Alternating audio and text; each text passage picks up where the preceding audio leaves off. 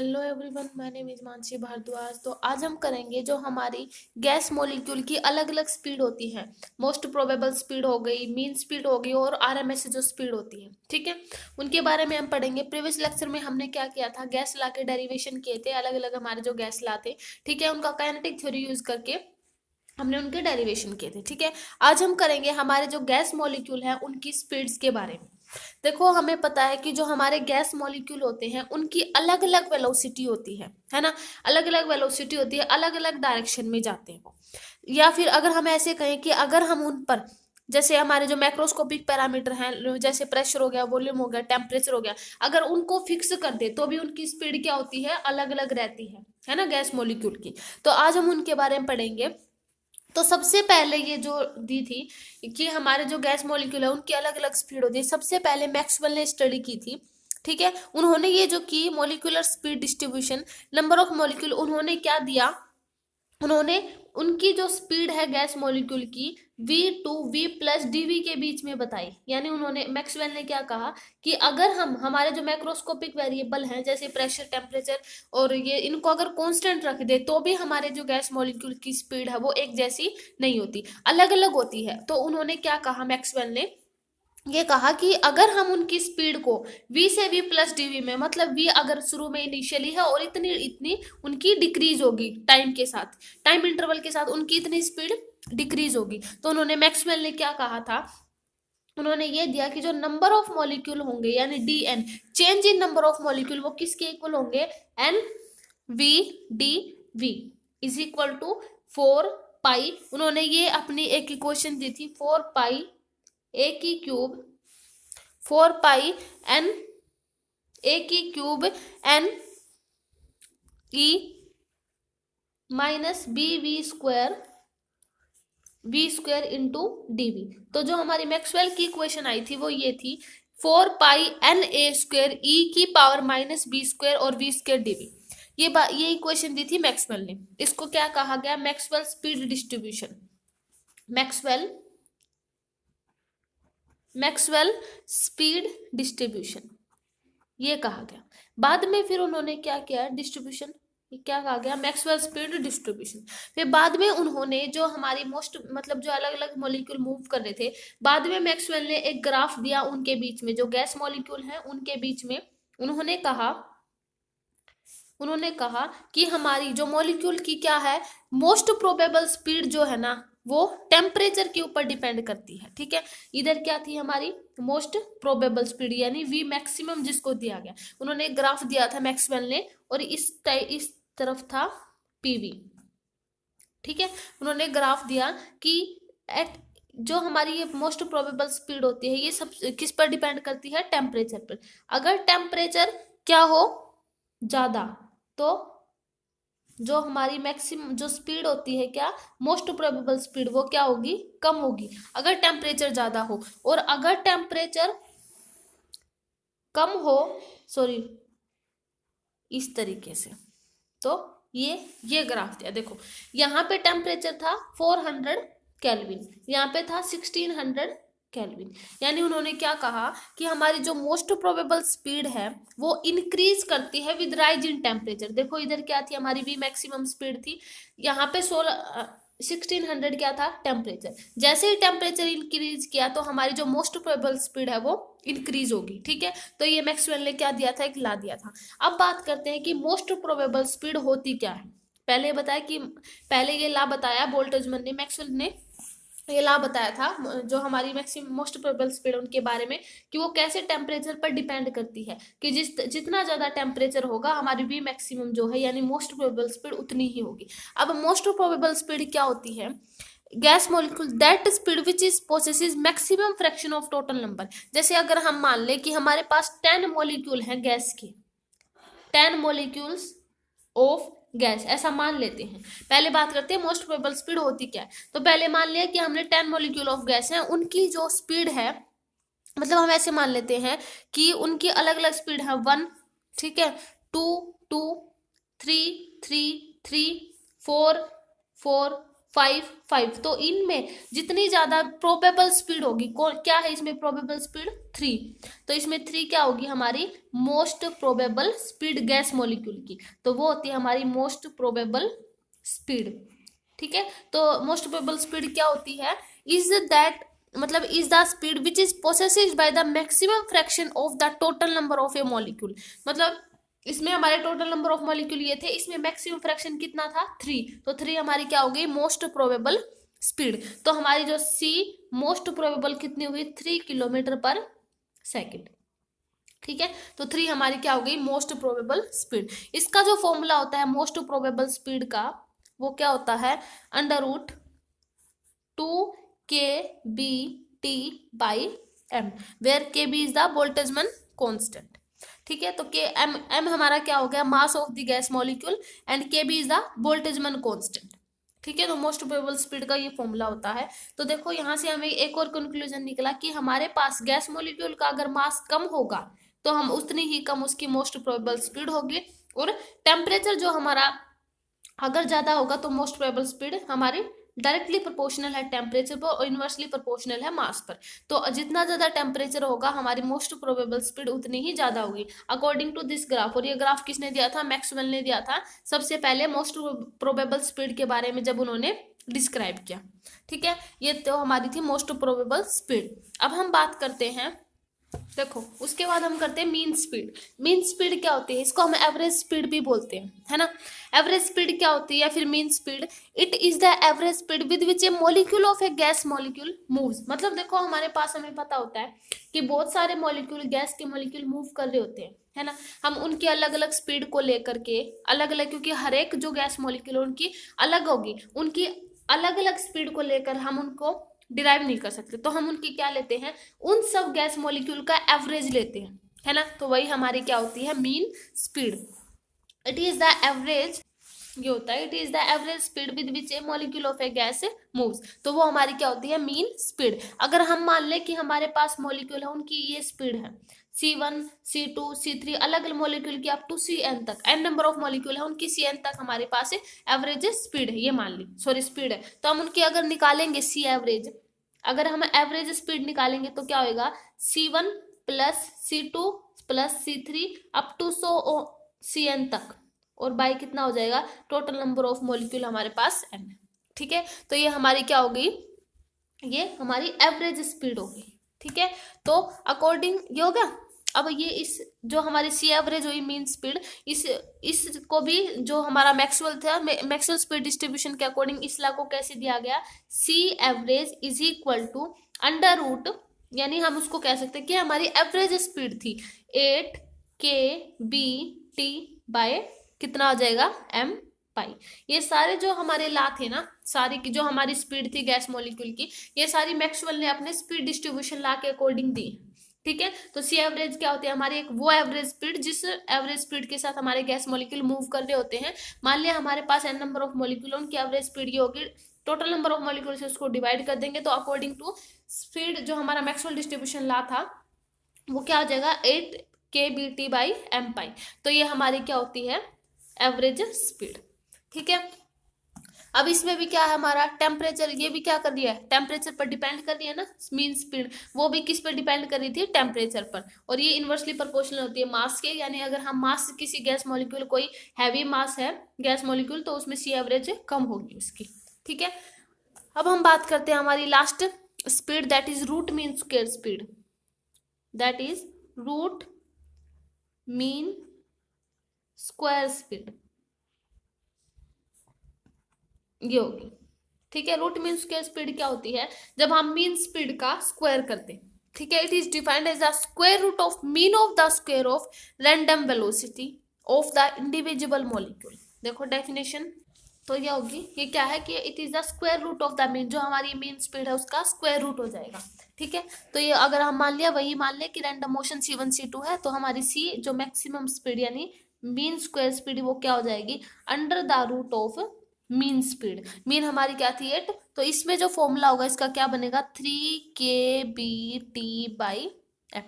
ठीक है, ठीक है, इनका डेरिवेशन है नहीं तो हम डायरेक्ट याद रखेंगे इनका। ठीक है, मीन स्पीड हो गया, रूट मीन स्क्वायर स्पीड हो गया, और वो हमारी जो पहले थी ना पहले वाली वो मोस्ट प्रोबेबल स्पीड, ठीक है। तो इनका फॉर्मूला हम डायरेक्ट याद रखेंगे। जो हमारी मोस्ट प्रोबेबल स्पीड है उसका क्या फॉर्मूला होता है, √2kbt/m।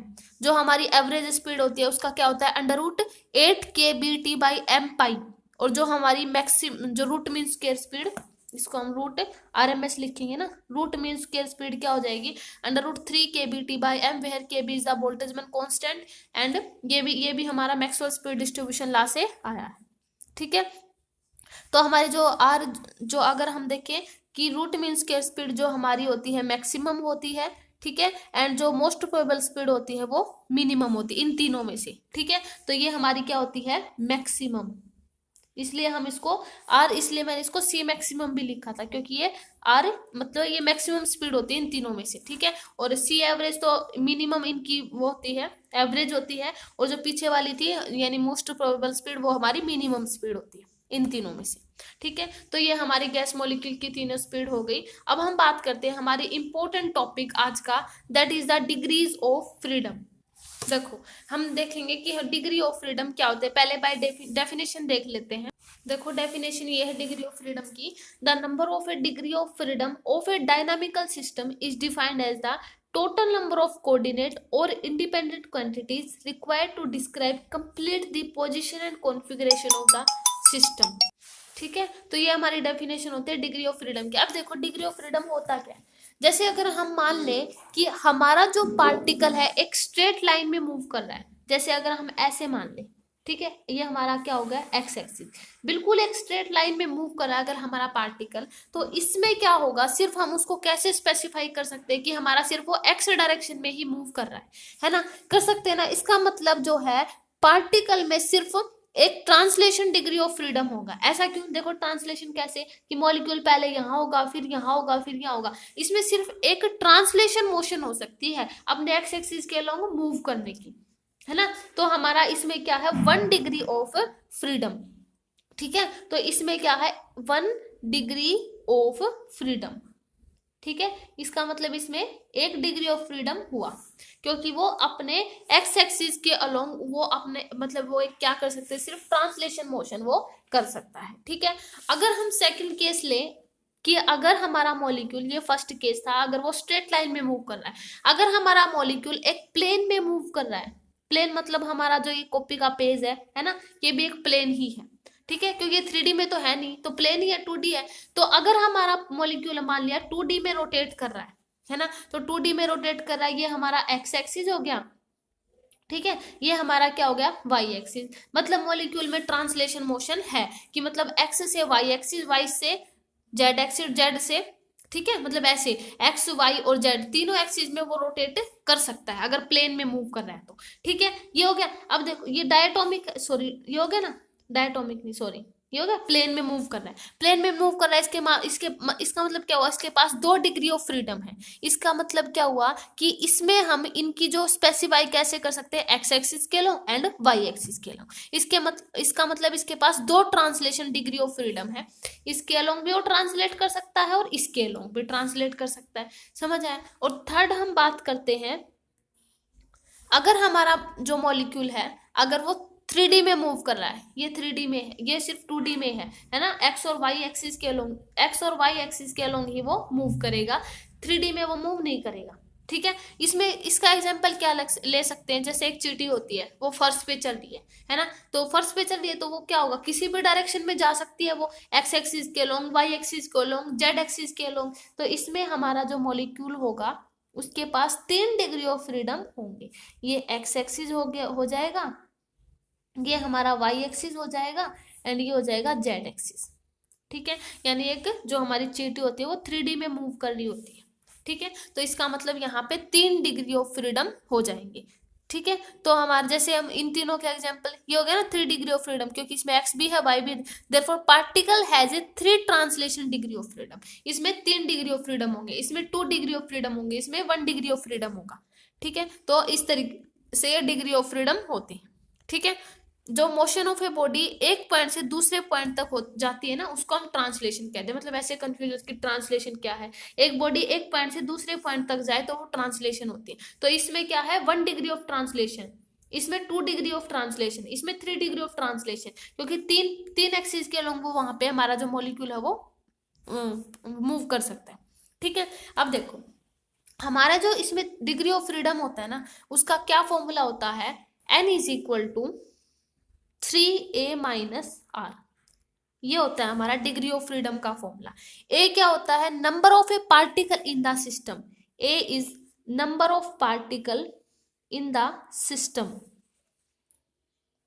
Number of particles in system, यानी हमने जो सिस्टम लिया उसमें नंबर ऑफ पार्टिकल कितने, जैसे इसमें हमने मॉलिक्यूल लिया था वो सिर्फ एक एक्सिस के अलोंग कर सकता है, तो उसमें ए की वैल्यू कितनी आ जाएगी, ओनली 1।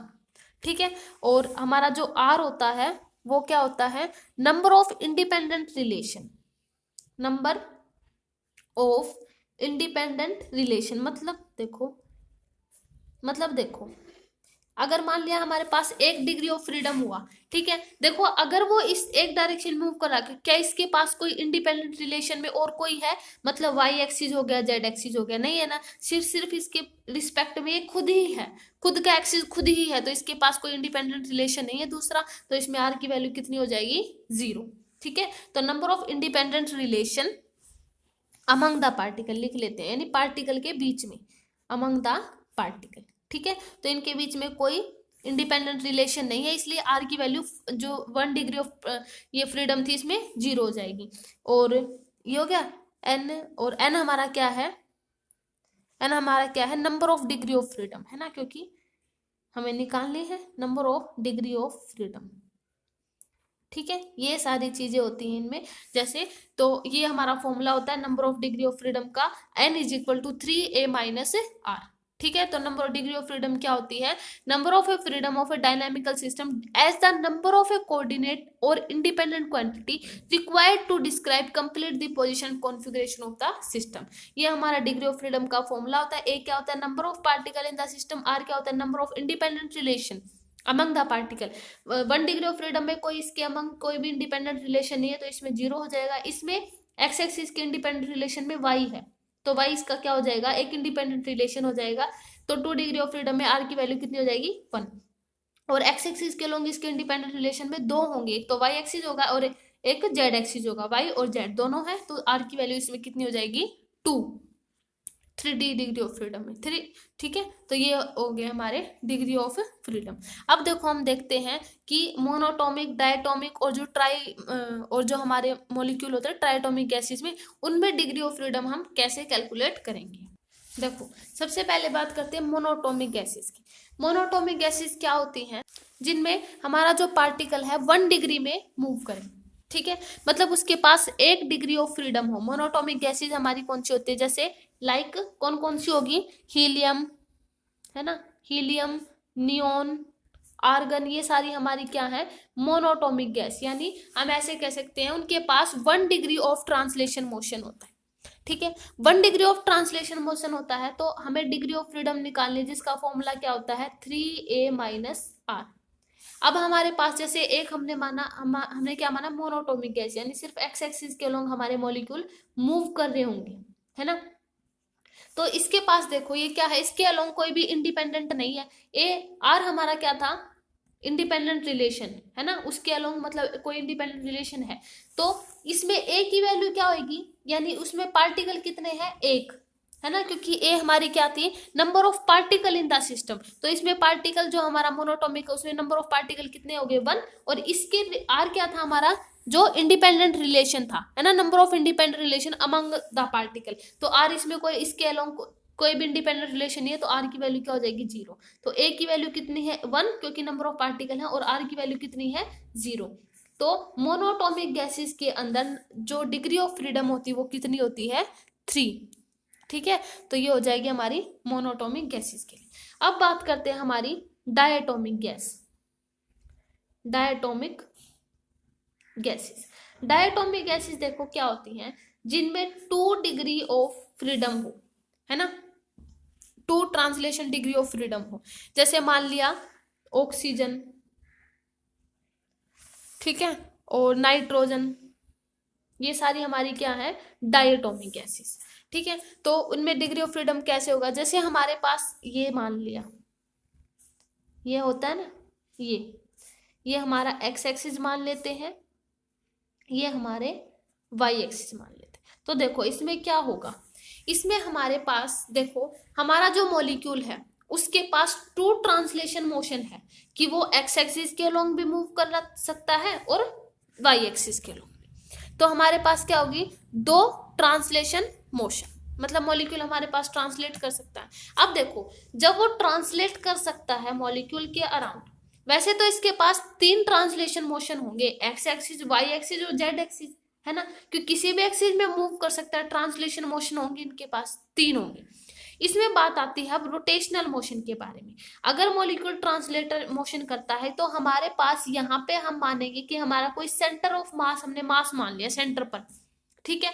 अगर यहाँ पे जो एक्सिस है अगर वो ट्रांसलेशन मोशन कर रहा, मान लिया पहले यहाँ आ गया, फिर ट्रांसलेट होके यहाँ गया, फिर यहाँ आ गया, अगर मान लिया अगर वो इस तरीके से ट्रांसलेट कर रहा है, अगर उसके पास कैपेबल है अगर वो ट्रांसलेशन मोशन करने में, तो इसका मतलब वो सेंटर ऑफ मास के अराउंड रोटेट भी करेगा इस तरीके से, है ना। सेंटर ऑफ मास के अराउंड वो रोटेट करेगा, क्लॉकवाइज भी कर सकता है या एंटी क्लॉकवाइज भी कर सकता है। तो इसका मतलब हमारे पास डायटोमिक गैसेस में क्या बनी, कुछ इस तरीके से बनेंगी, है ना। यानी हमारे पास तीन ट्रांसलेशन मोशन होंगे और दो रोटेशनल मोशन होंगे, क्योंकि अगर मॉलिक्यूल हमारा ट्रांसलेट कर सकता है तो वो अपने सेंटर के अराउंड भी रोटेट करेगा।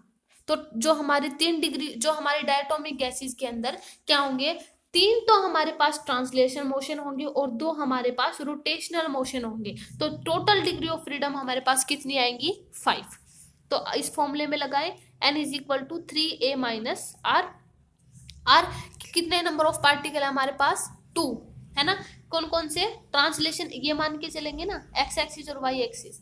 तो कितने नंबर ऑफ पार्टिकल, एक्स और वाई एक्सिस हमारे पास 2, और माइनस आर, क्योंकि आर जो है ये 1 आ जाएगा, क्योंकि इसके पास आर हमारा क्या था, independent number of independent relation. तो एक्स एक्सिस के पास इंडिपेंडेंट रिलेशन क्या है, ओनली वाई एक्सिस एक ही है। तो 3 × 2 = 6 - 1 यानी 5। तो 5 डिग्री ऑफ फ्रीडम यहाँ पे कैसे आए, तीन तो हमारे पास क्या है, ट्रांसलेशन मोशन है, और दो हमारे पास क्या है, रोटेशनल मोशन है, ठीक है। तो डायटोमिक गैसेस के अंदर 5 डिग्री ऑफ फ्रीडम होते हैं, ठीक है। तो ये हमारे पास हो गए डायटोमिक गैसेस। और अब आते हैं ट्राइएटोमिक गैसेस में। ट्राइएटोमिक गैसेस, अब ट्राइएटोमिक गैसेस में क्या होता है, जैसे ये मान लेते हैं, है ना, A, B, C अलग अलग पॉइंट मान लेते हैं। तो इसमें क्या होगा, इसमें होता है जैसे मान लिया ट्राइएटोमिक गैसेस में कौन कौन से आते हैं, जैसे SO2, है ना, इसके एग्जाम्पल लिख लेते हैं, H2S, ये सारी कौन सी है, ट्राइएटोमिक गैसेस। तो इसमें क्या है, ट्राइएटोमिक गैसेस में देखो एक मॉलिक्यूल है, एक बार यहाँ पे, एक बार यहाँ पे, एक बार यहाँ पे, तो सिर्फ क्या हमारे पास, अब इसमें सेंटर के अराउंड तो रोटेट कर नहीं सकता ना ट्राइएटोमिक गैसेस में। अब हमारे मॉलिक्यूल क्या सिर्फ ट्रांसलेशन मोशन कर सकते हैं। इसमें तो क्या था, हमारे पास 2D थी कि अगर हमारा मॉलिक्यूल ट्रांसलेट कर सकता है तो अपने सेंटर था इसमें एक, तो सेंटर के अराउंड भी मोशन कर सकता है, इसलिए हमने रोटेशनल मोशन भी लिया। इसमें हमारे पास कोई सेंटर नहीं है, फिक्स सेंटर नहीं है, तो सिर्फ ट्रांसलेशन मोशन करेंगे मॉलिक्यूल। ट्रांसलेशन मोशन करेंगे तो according two degree of freedom का फॉर्मूला 3a - r। तो अब हमारे पास जो 3 है, तो इसके पास ये है ना, हमारे पास ए हमारे क्या है, number of particle in system कितने हैं, 3, और माइनस एक मॉलिक्यूल के पास 2 है इंडिपेंडेंट पार्टिकल, है ना। 2 हमारे पास नंबर ऑफ इंडिपेंडेंट रिलेशन है कि ए के पास बी और सी है, सी के पास ए और बी है, 2 इंडिपेंडेंट रिलेशन, तो ये आ जाएगा 2, यानी 9 - 2 यानी 7। तो ट्राइएटोमिक गैसेस के लिए नंबर ऑफ जो डिग्री ऑफ फ्रीडम है वो कितनी होती है, 7। क्योंकि इसमें हमने ऐसा क्यों नहीं माना कि रोटेशनल है, क्योंकि इसमें कोई फिक्स सेंटर ऑफ मास नहीं है। इसमें फिक्स है कि अगर वो ट्रांसलेट कर सकता है तो अपने सेंटर के अराउंड वो मतलब ये कर सकता है ना, मोशन कर सकता है, रोटेट कर सकता है, तो इसलिए हमने ये माना, ठीक है। तो हमारी ये अलग अलग गैसेस के लिए, मोनोटोमिक गैसेस के लिए, डायटोमिक गैसेस के लिए एंड ट्राइएटोमिक गैसेस के लिए। मोनोटोमिक गैसेस के लिए डिग्री ऑफ फ्रीडम 3 होती है, डायटोमिक गैसेस के लिए डिग्री ऑफ फ्रीडम 5 होती है, ट्राइएटोमिक गैसेस के लिए डिग्री ऑफ फ्रीडम हमारी कितनी होती है, 7 होती है, ठीक है। ये होगी हमारी तीनों गैसेस। अब हम बात करेंगे law of equipartition of energy, ये भी इंपॉर्टेंट टॉपिक है, law of equipartition of energy. देखो इस लॉ में क्या कहा, अकॉर्डिंग टू दिस लॉ कोई भी, देखो बाय पहले डेफिनेशन लिख देते हैं। देखो एक लॉ ऑफ इक्विपार्टीशन एनर्जी ने क्या कहा, according to this law for any dynamical system in thermal equilibrium the total energy distributed equally amongst the all degree of freedom and energy associated with each molecule per degree of freedom is 1/2 kBT। देखो इसने कहा कि अगर हम किसी thermal equilibrium में, मतलब system हमारा क्या इक्विलिब्रियम में, उसको अगर हम एनर्जी दें तो वो एनर्जी क्या होगी, इक्वली डिस्ट्रीब्यूट हो जाएगी तीनों डिग्री ऑफ फ्रीडम में, क्योंकि हमने क्या लिया है, एक डायनामिकल सिस्टम लिया है, एक सिस्टम में लिया है, ठीक है। तो तीनों डिग्री ऑफ फ्रीडम में इक्वली डिस्ट्रीब्यूट हो जाएगी एंड जो डिस्ट्रीब्यूट एनर्जी होगी वो डिग्री ऑफ फ्रीडम, जो डिस्ट्रीब्यूटेड डिग्री ऑफ फ्रीडम हर एक मॉलिक्यूल के अंदर कितनी जाएगी, 1/2 kBT। तो देखो हम क्या मान लेते कि काइनेटिक एनर्जी जो है translation of a single molecule, तो kinetic energy of translation of single molecule, एक सिंगल मॉलिक्यूल की, सिंगल मॉलिक्यूल है, देखो तो हमारा जो सिंगल मॉलिक्यूल है वो क्या करेगा, एक्स एक्सिस में मूव करेगा, वाई एक्सिस में मूव करेगा, जेड एक्सिस में मूव करेगा, तो उनकी जो ट्रांसलेशन मोशन होगी वो कितनी होगी, 1/2 mvx², ठीक है, प्लस 1/2 mvy² प्लस 1/2 mvz²। ये हमारा सिंगल मॉलिक्यूल के लिए होगी हमारी काइनेटिक एनर्जी, ठीक है। इसने अकॉर्डिंग टू दिस लॉ कि हर एक जो ये एनर्जी है, क्या ट्रांसलेशन जो एनर्जी है ET वो इक्वली डिस्ट्रीब्यूटेड होगी, यानी हम ऐसे कह सकते हैं कि हमारी जो 1/2 mvx² जो है ये प्लस 1/2 mvy² होगी, प्लस वो इक्वली डिस्ट्रीब्यूट होगी mvz², और वो किसके इक्वल हो जाएगी, इज इक्वल टू 3/2 kBT। अगर एक मॉलिक्यूल के अंदर 1/2 kBT जाती है according to law of equipartition of energy, एक मॉलिक्यूल के अंदर इतनी जाती है तो तीन मॉलिक्यूल के अंदर 3/2 kBT हो जाएगी।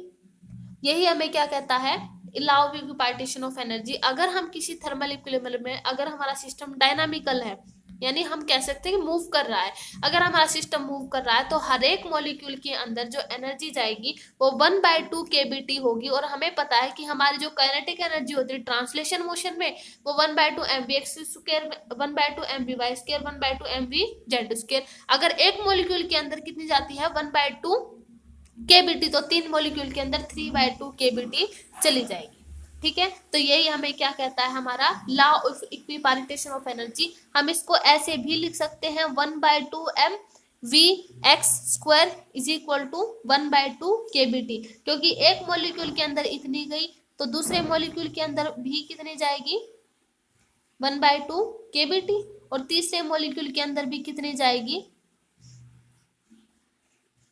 1/2 kBT, और तीनों का मिलाकर तीनों के अंदर कितनी चली जाएगी, 3/2 kBT, ठीक है। तो यही हमारा क्या है, law of equipartition of energy.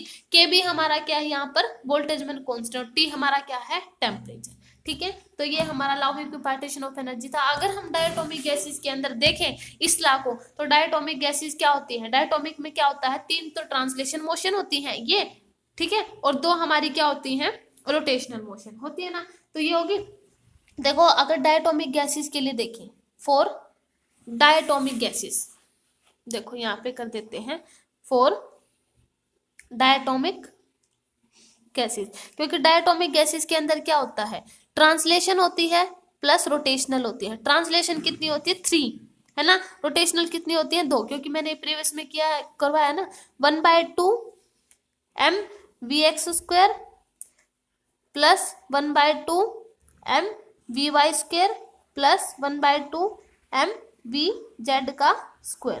ये तीन हो गए हमारे पास, तीन तो ट्रांसलेशन और 2 रोटेशनल। रोटेशनल कौन सी, 1/2 I1 ω1 का स्क्वायर और 1/2 I2 ω2 का स्क्वायर, क्योंकि सेंटर ऑफ मास के अराउंड हमारी जो गैस है वो मूव करती है। अब देखो इसमें बात आती है कि जो हमारे डायटोमिक गैसेस हैं उसके अंदर ट्रांसलेशन और रोटेशनल तो होती है, लेकिन अगर उसमें ये चीज कब होती है, अगर हमारा जब टेम्परेचर बिल्कुल, मतलब हम ऐसे कह सकते हैं कि सीज हो, बिल्कुल रुका हुआ हो। अगर हम थोड़ा सा भी मॉडरेट टेम्परेचर कर दे, थोड़ा सा टेम्परेचर को बढ़ा दें, तो जो हमारी रोटेशनल है, ट्रांसलेशन है, इसके साथ डायटोमिक गैसेज में वाइब्रेशनल मोशन भी आ जाएगी, क्योंकि टेम्परेचर बढ़ाने से मॉलिक्यूल के बीच में क्या हो जाएगी, वाइब्रेशन होनी शुरू हो जाती है। तो इसका मतलब क्या हुआ कि डायटोमिक गैसेज में अगर हम मॉडरेट टेम्परेचर पे देखें तो translation plus rotational ET plus E R plus साथ में क्या जाती है, ई वी, यानी वाइब्रेशनल एनर्जी भी उसके अंदर आ जाती है। ठीक है, तो ये हमारी डायटोमिक गैसेज के लिए थी। अगर हम ट्रांसलेशन में डायटोमिक गैसेज में टेम्परेचर को थोड़ा सा मॉडरेट कर दे तो क्या हो जाती है, ट्रांसलेशन में हो जाती है, रोटेशनल में आ जाती है और वाइब्रेशनल में। और वाइब्रेशनल में काइनेटिक एनर्जी होगी उसकी, साथ में उसकी पोटेंशियल एनर्जी होगी। ठीक है, इसको ऐसे भी लिख सकते हैं इस टर्म को 1/2, जो ये वाइब्रेशनल वाली है, 1/2 m dy by D T का स्क्वायर, क्योंकि y हमारी क्या है, डिस्प्लेसमेंट, तो dy बाई डी टी क्या हो जाएगी, वेलोसिटी, प्लस कितनी हो जाएगी, 1/2 k y स्क्वायर। इसको जो वाइब्रेशन भी लिख सकते हैं। ठीक है, क्योंकि y हमारी क्या है, displacement, dy by D T हमारा क्या हो जाएगा, वेलोसिटी। तो ये हमारी वाइब्रेशनल के लिए है। ठीक है, इक्वेशन। तो ये हमारी होगी डायटोमिक गैसेस के लिए कि law of equipartition of energy में डायटोमिक गैसेस के लिए इस तरीके से ये डिस्ट्रीब्यूट होगा। ठीक है, तो ये था हमारा law of equipartition of energy. अब हम हमारे जो आज का लास्ट टॉपिक है उस पर बात करते हैं, that is specific heat capacity of monatomic, diatomic and triatomic gases. देखो, अब जो हमारा law of equipartition of energy है उसका हम यूज करेंगे स्पेसिफिक हीट कैपेसिटी निकालने में, जो हमारी मोनोटोमिक गैसेस थी, डायटोमिक गैसेस थी और ट्राइटोमिक गैसेस, तीनों में। पहले देखते हैं मोनोटोमिक गैसेस के लिए। मोनोटोमिक मतलब सिर्फ जिसमें एक number of degree of freedom होता है, मोनोटोमिक गैसेस। मोनोटोमिक गैसेस में डिग्री ऑफ फ्रीडम अगर निकालें तो हमें पता है कि मोनोटोमिक गैसेस जैसे हम मान लिया आर्गन हो गया, हीलियम हो गया, है ना, नियोन, ये सारी हमारी, तो उसमें क्या होता है, 3 डिग्री ऑफ फ्रीडम होते हैं, है ना। 1 तो ट्रांसलेशन डिग्री ऑफ फ्रीडम होता है, वैसे एक डिग्री ऑफ फ्रीडम हमने प्रीवियस में क्या निकाले थे, 3 निकाले थे। 3 डिग्री ऑफ फ्रीडम होते हैं इसके अंदर, 3 डिग्री ऑफ फ्रीडम होते हैं, कब, मोनोटोमिक गैसेस के अंदर। अब 3 डिग्री ऑफ फ्रीडम होते हैं, तो एवरेज एनर्जी जो होती है पर मॉलिक्यूल पर डिग्री ऑफ फ्रीडम में हमने क्या निकाली थी, 1/2 kBT, अकॉर्डिंग टू जो हमारा इक्विपार्टीशन लॉ था ना, एनर्जी ऑफ इक्विपार्टीशन लॉ, वो क्या कहता है कि 1 डिग्री ऑफ फ्रीडम के अंदर 1/2 kBT एनर्जी ही डिस्ट्रीब्यूट हो सकती है। तो एक के अंदर 1/2 kBT है, तो 3 के अंदर कितनी हो जाएगी, 3/2 kBT। ये हमारी क्या हो गई, एवरेज एनर्जी पर molecule with 3 degree of freedom. एक के अंदर 3/2 है, तो हमारे पास कितने हैं, 3 डिग्री ऑफ फ्रीडम है, तो 3 के अंदर कितनी हो जाएगी, 3/2 kBT, that is average energy पर मॉलिक्यूल। इसको हम क्या लिखेंगे, एवरेज एनर्जी, क्योंकि हमने 3 डिग्री ऑफ फ्रीडम की निकाली है, तो एवरेज एनर्जी पर मॉलिक्यूल, पर 3 डिग्री ऑफ फ्रीडम। ठीक है, ये 3 डिग्री ऑफ फ्रीडम की लोड। अब हमें पता है कि जो हमारी टोटल इंटरनल एनर्जी होती है 1 gram mole of atomic gases के लिए, वो कितनी होती है, U is equal to 3/2 kBT into कितना हो जाएगा, Na, क्योंकि एक मॉलिक्यूल के लिए अगर 3/2 kBT है तो हमारे पास मान लिया टोटल मॉलिक्यूल एवोगैड्रो नंबर है, तो उनकी एवोगैड्रो नंबर से मल्टीप्लाई होकर हमारी कितनी हो जाएगी, टोटल इंटरनल एनर्जी। एक मॉलिक्यूल के लिए अगर 3/2 kBT है, सॉरी 3/2 हो गया, ये हमने क्या निकाली है, 1 gram mole of a monatomic gases के लिए, क्योंकि 1 ग्राम जो एवोगैड्रो नंबर के लिए इतनी हो जाएंगी 3/2 kBT। तो यहाँ से देखो ये कितना आ जाएगा, 3/2 RT। यहाँ से साइड में लिख देते हैं कि जो Kb इंटू Na होता है वो हमारा gas constant that is R होता है। ठीक है, ये हो गया R, तो ये रिलेशन यहाँ से आया, इसलिए Kb इंटू Na वो R हो जाएगा और इंटू T हो जाएगा। ठीक है, ये हो गया। अब हमें पता है कि हमारा जो हमारा du होता है ना, small amount of heat energy के लिए, अगर du is a small amount of heat energy required to raise the temperature of 1 gram mole of a gas at a constant volume, तो जो हमारी du है वो किसके इक्वल हो जाती है, CV 1 dt। T 1 gram of mole के लिए, क्योंकि इसका फॉर्मूला होता है CVMDT। अगर हमारे पास क्या है 1 ग्राम मोल के लिए, तो CV यहाँ से किसके इक्वल हो जाएगा DU/DT, क्योंकि हमने क्या निकाला 1 ग्राम मोल के लिए निकाला है, तो इसका फॉर्मूला होता है CVMDT, है ना, होता है ना। तो 1 ग्राम मोल के लिए तो m कितना हो जाएगा 1, तो CVDT, तो CV is equal to DU/DT। तो हम इसको ऐसे लिख सकते हैं D/DT और U की जगह कितना आ जाएगा 3/2RT, ऐसे लिख सकते हैं, क्योंकि हमने U की जगह पे इसका यूज किया है। तो यहाँ से जब हम डेरिवेशन इसका डिफरेंशिएशन करेंगे T के रिस्पेक्ट में, तो ये कितना आ जाएगा 3/2 इंटू R। ठीक है, हो गया। R की वैल्यू अगर हम कितनी ले, R की वैल्यू 3/2, R की वैल्यू अगर 1 पॉइंट हम लगभग 2 ही लेते हैं ना, 1.98 नियरली 2 लेते, तो ये कितनी आ जाएगी 3, ये होगी 3। CV की वैल्यू 3 आ गई। अब हमें ये हमने कब ली थी हमारी कांस्टेंट वॉल्यूम पर, अब हम लेते हैं कांस्टेंट प्रेशर पर, क्योंकि CP is a specific heat होती है ना एट ए कांस्टेंट प्रेशर पर। तो CP इसमें अब CP और CV में एक रिलेशन होता है, CP minus CV is equal to R होता है। तो अगर हमें CP निकालनी हो तो CV की वैल्यू पता हो तो हम इजीली निकाल सकते हैं, क्योंकि CP किसके इक्वल हो जाएगा R प्लस में CV के इक्वल हो जाएगा। ठीक है, CP प्लस, अब इसमें CP की R की वैल्यू कितनी आई है, ये आई है ना 3/2 इंटू R, CV की वैल्यू यहाँ से, तो R प्लस का CV की वैल्यू 3/2 इंटू R आई है, तो यहाँ से कितना हो जाएगा 5/2R, ये हो जाएगा ना 5/2R, और R की जगह अगर 2 ले, है ना 1.8 ले, लगभग 5 ही आ जाएगा। तो अगर देखो इनकी एग्जैक्ट वैल्यू ले ना हम, यहाँ पे अगर मान लिया 1.985 ही मतलब R की वैल्यू एग्जैक्ट वैल्यू होती है, 2 तो हम वैसे नियरली हमारे जो न्यूमेरिकल सोल्व करने में ले लेते हैं। यहाँ पे भी R की वैल्यू अगर एग्जैक्ट लें तो हमारा नियरली आंसर कुछ क्या आएगा, लगभग 2.98 आएगा अगर एग्जैक्टली इसको सोल्व करें तो, है ना, 3 नहीं आएगा, नियरली 2.98 आएगा इसका। और इसका कितना आएगा जब इसको सोल्व करेंगे तो 4.96 आएगा CP की वैल्यू, है ना, ये हो गया। तो अब हमें गामा की वैल्यू चाहिए, तो गामा इज इक्वल टू किसके इक्वल होता है CP/CV। एक रिलेशन ये भी होता है CP/CV में, एक रिलेशन ये भी होता है CP minus CV is equal to R, ये भी इंपॉर्टेंट होता है, और ये भी gamma is equal to CP/CV। तो CP की वैल्यू कितनी हो जाएगी, ये हो जाएगी ना CV की वैल्यू, CP की वैल्यू कितनी आई 5/2R, और CV की वैल्यू कितनी आई 3/2R। ठीक है, R से R कैंसिल हो गया। तो अगर हम इसको सोल्व करेंगे तो इसके लिए देखो 5/2R आई थी CP, R 5/2R, और इसकी 3/2 इंटू R, ये आई थी ना CV की वैल्यू। तो इनको जब हम सोल्व करेंगे तो ये 5/3 आएगा गामा की वैल्यू, जो कि नियरली कितनी आ जाएगी 1.67। ठीक है, तो स्पेसिफिक हीट जो कैपेसिटी आई मोनोटोमिक गैसेस के लिए कितनी आई 1.67। पहले हमने क्या निकाला, पहले हमने निकाला कि मोनोटोमिक गैसेस के लिए डिग्री ऑफ फ्रीडम 3 होते हैं। अगर according to law of equipartition of energy हर एक मॉलिक्यूल के अंदर 1/2 kBT एनर्जी जा रही, तो 3 मॉलिक्यूल के अंदर 3/2 kBT चली जाएगी।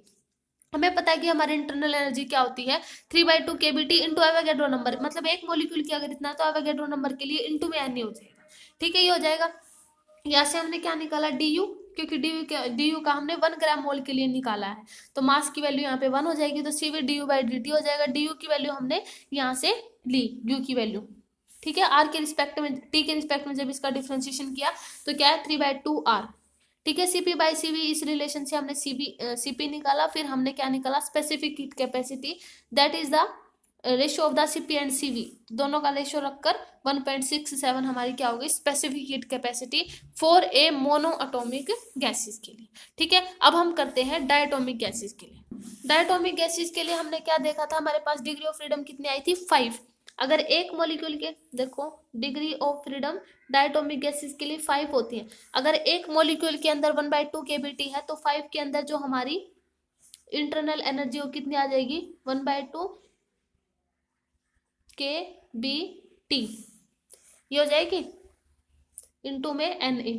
डायरेक्ट ही लिख लेते हैं ना, प्रीवियस में तो ये करवा चुके ना मोनोटोमिक गैसेस के लिए, तो यहाँ पे डायरेक्ट लिख देते हैं। तो ये कितना आ जाएगा 5/2RT। R किसके इक्वल हुआ Na इंटू KB का प्रोडक्ट R होता है ना, गैस कांस्टेंट, ये आ जाएगा 5/2RT। हमें पता है CV किसके इक्वल होता है DU/DT। dt के, du लिख लेते हैं, u किसके इक्वल है 5/2 आर टी, तो यहाँ से सीवी की वैल्यू 5/2 आर आई, ठीक है। और सीपी माइनस सीवी किसके इक्वल होता है आर के, तो सीपी की वैल्यू निकाल लेंगे आर प्लस का सीवी, तो आर प्लस का सीवी की वैल्यू कितनी आई थी 5/2 इंटू आर, यानी 7/2 इंटू आर, ठीक है। अब हमें पता है कि हमारा जो डिग्री ऑफ फ्रीडम या सॉरी ये जो स्पेसिफिक हीट कैपेसिटी होती है ना, इसका क्या रिलेशन होता है सीपी बाय सीवी। सीपी की वैल्यू कितनी आई 7/2 आर, और सीवी की वैल्यू कितनी आई है 5/2 आर, ठीक है। यानी यहां से कितना आ जाएगा 7/5, 7/5 अगर हम करेंगे तो 1.4, ठीक है, ये आ जाएगी specific heat capacity for a diatomic gases के लिए। ऐसा क्यों हुआ, क्योंकि 1 डिग्री ऑफ फ्रीडम के लिए क्योंकि हमारे पास डिग्री ऑफ फ्रीडम 5 थी, 1 डिग्री ऑफ मतलब according to law of equipartition of energy एक मॉलिक्यूल के अंदर इतनी जा रही है, तो 5 डिग्री ऑफ फ्रीडम तो 5 के अंदर इतनी चली जाएगी। तो हमने जो इंटरनल एनर्जी निकाली थी 1/2 केबीटी इंटू एन की इक्वल होती है यू, होती है ना, यू किसके इक्वल होती है हमारी, मतलब जो डिग्री ऑफ फ्रीडम होती है total internal energy 1 gram mole of a हो जाएगी, तो इंटू एन हो जाएगा, ठीक है। तो इस तरीके से C V is equal to U by D T होती है, तो यहाँ से ये डायरेक्ट यूज कर लिए, प्रीवियस में हम बता चुके इसलिए यहाँ पे हमने डायरेक्ट कर दिया, ठीक है। अब हम करते हैं ट्राइटोमिक गैसेस के लिए, ये हो गया स्पेसिफिक हीट कैपेसिटी या आ गई। अब हम करते हैं ट्राइटोमिक गैसेस के लिए। अब देखते हैं ट्राइटोमिक गैसेस के लिए, ट्राइटोमिक गैसेस के लिए डिग्री ऑफ फ्रीडम कितनी आई थी हमारी 7 आई थी ना डिग्री ऑफ फ्रीडम, तो हमारी जो इंटरनल एनर्जी है वो किसकी इक्वल हो जाएगी 7 इंटू एक नंबर ऑफ मॉलिक्यूल की एनर्जी कितनी होती है 1/2 KBT according to law of repartition of energy. 7 के लिए 7 इंटू और कितने नंबर हैं एवोगैड्रो नंबर हैं, तो एन ए है ना, एन ए आ जाएगा। तो यहाँ से कितना आ जाएगा 7/2 into R T, because R is the product of N A Avogadro number into Boltzmann constant, ठीक है। तो 7/2 आर टी हो जाएगा, और सी भी किसके इक्वल होता है D U by D T के, D by D T, U की जगह हम क्या लिख देंगे 7/2 आर टी, यहाँ से डिफ्रेंशिएशन कर देंगे विद रिस्पेक्ट टू क्या टी के रिस्पेक्ट में, तो यहाँ से 7/2 आर हो जाएगा। सीवी की value CP minus CV is equal to R, CP की वैल्यू हम यहाँ से निकाल सकते हैं 7/2 आर प्लस का आर यानी 9/2 इंटू आर, ठीक है। तो स्पेसिफिक हीट कैपेसिटी किसके इक्वल हो जाएगी ratio of the CP and CV, specific heat capacity at constant pressure and specific heat capacity eight a constant volume. CP is the 9/2 into r and cv is the 7/2 into r, and solve this and we get 9/7, ठीक है। 9/7 that is 1.28, that is our specific heat capacity for a triatomic gases के लिए, ठीक है। तो ये हो गया, ये हमारी क्या होगी ट्राइटोमिक गैसेस के लिए। कई बार ऐसे भी पूछा जाता है कि मान लिया अगर नॉन लीनियर ट्राइटोमिक गैसेस के लिए देखें, है ना, नॉन लीनियर ट्राइटोमिक गैसेस के लिए क्या होता है, अगर मान लिया एक देखो इसमें एक अनदर केस है for non linear triatomic gases, non linear मतलब जो लीनियर ना हो, ठीक है। अगर हम स्पेस में मूव कराते हुए देखें तो मान लिया एक जो 1 डिग्री ऑफ फ्रीडम के लिए मतलब जैसे लीनियर के लिए हमारे पास 3 डिग्री ऑफ फ्रीडम होती है, तो नॉन लीनियर के लिए कितनी हो जाएगी 3 इंटू 2, तो हमारे पास 6 डिग्री ऑफ फ्रीडम हो जाएगी, है ना। तो नॉन लीनियर के लिए जो होती है हमारे 6 डिग्री ऑफ फ्रीडम होती है, तो इसको भी हम सोल्व कर सकते हैं, U is equal to 6 into 1/2 k B T into N A. तो इसको हम कैसे सोल्व कर सकते हैं 6 3RT, है ना, क्योंकि 1/2 इसको हम सोल्व कर लेंगे तो यहाँ से 3RT आ जाएगा, ठीक है। तो यहाँ से जब हम क्या निकाले CV, है ना, तो D/dt यू की जगह क्या लिख दे 3RT, तो यहाँ से कितना आ जाएगा 3R CV की वैल्यू फॉर ए, हम किसके लिए करें नॉन लीनियर के लिए, तो 3R आ जाएगा ये, तो 3R यानी R3 इंटू 1.98, यानी एग्जैक्ट हम 2 नहीं लिख सकते क्योंकि हमें डॉट ये एग्जैक्ट वैल्यू चाहिए ना, तो यहाँ पे कितने आ जाएगी 4.96। अब CP की वैल्यू हमें चाहिए क्या होती है CV प्लस R, तो 3R प्लस 4R R यानी किसके इक्वल आ जाएगा 4R, R की वैल्यू कितनी लेंगे 4.1985, ठीक है। तो कितना आ जाएगा Cp की वैल्यू कितनी आ जाएगी 7.94 ऐसा आ जाएगी, है ना। तो यहाँ से हम Cp बाई Cv निकाल सकते हैं। Gamma is equal to Cp by Cv यानी 4/3 यानी 1.33। तो ये किसके आगे, किसके लिए आगे 4a try non linear triatomic gases के लिए, है ना 1.33। अब पॉलीएटॉमिक गैसेस के लिए भी देखते हैं। अब जो पॉलीएटॉमिक गैसेस होता है जनरली हम क्या मानते हैं कि translation 3 translation degree of freedom होती है और 3 रोटेशनल डिग्री ऑफ फ्रीडम होती है, ठीक है। मतलब हम ऐसे मान सकते हैं कि हमारी जो इंटरनल ये होगी ना 3/2 kBt, ठीक है। और मतलब हम ऐसे मानेंगे कि ट्राइटोमिक गैसेस के लिए बहुत सारे हैं 1/2 kBt 1/2 kBt plus f kBt यानी डिग्री ऑफ फ्रीडम तक गई और इनटू में कितना हो जाएगा Na, ठीक है। ये हो जाएगा, हुआ ये क्लियर हुआ। तो यहां से हम ऐसे लिख सकते हैं ना 3 प्लस का f इंटू RT, क्योंकि kBt क्या हुआ है RT और 2 से निकल के कॉमन गया, हो गया ना। तो 3/2 into RT, sorry 3 plus f into RT, ये हो गया। तो Cp की वैल्यू किस ये हो गया Cv इज इक्वल टू किसके इक्वल हो जाएगा 3 प्लस का f इंटू RT, ये हो जाएगा, सॉरी R, है ना Cv की वैल्यू, क्योंकि du/dt आएगा ना तो Cv की value 3 plus f into T हो जाएगा, क्योंकि t के रिस्पेक्ट में ये सॉरी R हो जाएगा यहाँ पे। तो 3 प्लस f इंटू आर, तो t क्योंकि Cv क्या होता है du/dt होता है ना, तो u करेंगे तो r t से तो t कैंसिल हो जाएगा ना, डिफ्रेंशिएशन करें t के रिस्पेक्ट में, तो 3 प्लस का f इंटू आर हो जाएगा। और Cp इज इक्वल टू किसके इक्वल हो जाता है Cv प्लस आर। वैसे ये इंपॉर्टेंट नहीं है पॉलीएटॉमिक गैसेस के लिए डिग्री ऑफ फ्रीडम, ये इतना पूछते नहीं है कहीं पर भी। तो यहाँ पे कितना हो जाएगा 4 सॉरी यहाँ पे लिखेंगे 4f प्लस का 4 प्लस एफ हो जाएगा 4 प्लस एफ, ये 3 प्लस एफ था ना, इसमें एक और जोड़ देंगे Cv plus R into R, तो 4 प्लस का एफ इंटू आर, तो यहाँ से ये आ जाएगा। और गामा इज इक्वल टू जब स्पेसिफिक हीट कैपेसिटी निकालेंगे Cp बाई Cv करके, तो यहाँ पे 4 प्लस का एफ और बाय 3 प्लस का एफ, ये हमारे पॉलीएटॉमिक गैसेस, ये इतना इंपॉर्टेंट नहीं है तो पूछते नहीं है, बस ये ऐसे ही करवा दिया था, ठीक है। तो हमने देखा कि जो हमारी वाई यानी जो स्पेसिफिक हीट कैपेसिटी था ना, तो अलग अलग आई, डिफरेंट वैल्यू आई ना, मोनोटोमिक डायटोमिक ट्राइटोमिक गैसेस के लिए हुआ ना, अलग अलग हुई। इसका मतलब क्या हुआ कि जो एटॉमिसिटी ना गैस की, हर एक मॉलिक्यूल ऑफ गैस के, वो हम डिटरमाइन कर सकते हैं। मतलब अलग अलग मॉलिक्यूल के गैस के, अलग अलग मॉलिक्यूल के लिए हमारे पास अलग अलग गामा की value I, that is the specific heat capacity. तो हम उनसे एटॉमिसिटी हम गैस की निकाल सकते हैं, ठीक है। तो हमारा जो आज का लेक्चर है हम यहीं पे खत्म करते हैं। नेक्स्ट हम करेंगे इससे जो हमारे इंपॉर्टेंट टॉपिक आएंगे, determination of gamma degree of freedom, है ना, डिग्री मतलब गामा से इससे डिग्री ऑफ फ्रीडम कैसे फाइंड आउट करें, तो अलग अलग हम कल करेंगे। तो आज के वीडियो में इतना ही, ओके, थैंक यू।